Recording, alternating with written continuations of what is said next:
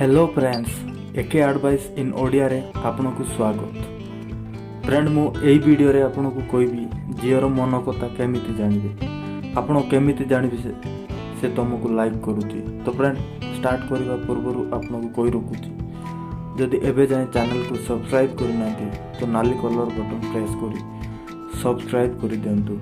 चलतु स्टार्ट करबा आज टॉपिक।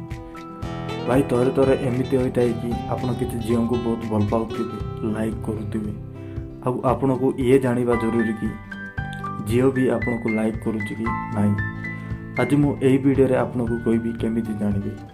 भाई बहुत सिंपल, किसी इशारा सब बेले देउथिबो। वीडियो को शेष पर्यंत निश्चय देखंतु, भलरे बुझी पारिबे। भाई यही वीडियो रे आपन को टोटाल 3टी टिप्स कहबी। जो झील यही 3टी इशारा देउछि ना बुझी जाओ कि आपन को लाइक करुच्ची कि भल पाउची।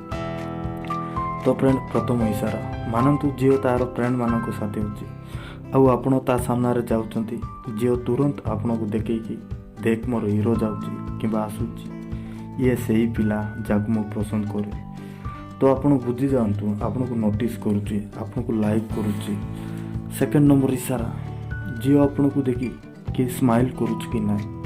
भाई झील देखी स्माइल करवा केबे केबे बहुत कॉमन होता है, नॉर्मल होता है। जदि झील आपन को देखी स्माइल करुच्ची, प्रथमे आपन ये भावतु नहीं कि मते लव करुच्ची, मते लाइक करुच्ची। प्रथमे आपन ये पता लगातु कौन से झील आपन को इन देखी स्माइल देउची, आपन को इन बार बार लुक देउची कि आउ बाकी पिला को भी बार बार देखुची स्माइल देउची। कहीं ना किसी झील एमती थे सबू पिला को देखुवे देखी स्माइल करुवे। जदि आप कन्फर्म हो गले बस आपन को इन देखी स्माइल करुच्ची, आपन को इन बार बार लुक देउची, तो आपन बुझी जातु से आपन को लाइक करुच्ची। तो टिप्स नंबर 3, झील आपन को देखी लाजब, आपन को देखी टिके शौक हेबो। फ्रेंड जेबे भी झील आपन को देखी लाजौची ना, यार माने आपन को लाइक करुच्ची। जदि झील एमती किसी भी इशारा देउची तो आपन बुझी जातु से आपन को लव करुच्ची कि बहुत लाइक करुच्ची।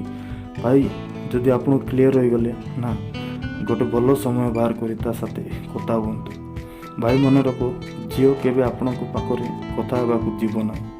भाई लाज डर छाड़ जाकि क्लियरली कथा हो।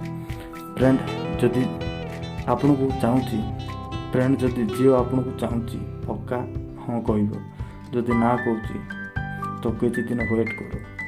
जदि वीडियो पसंद लगे वीडियो को गोटे लाइक निश्चय करूँ और सब्सक्राइब करने को भूलु ना। Thanks for watching guys.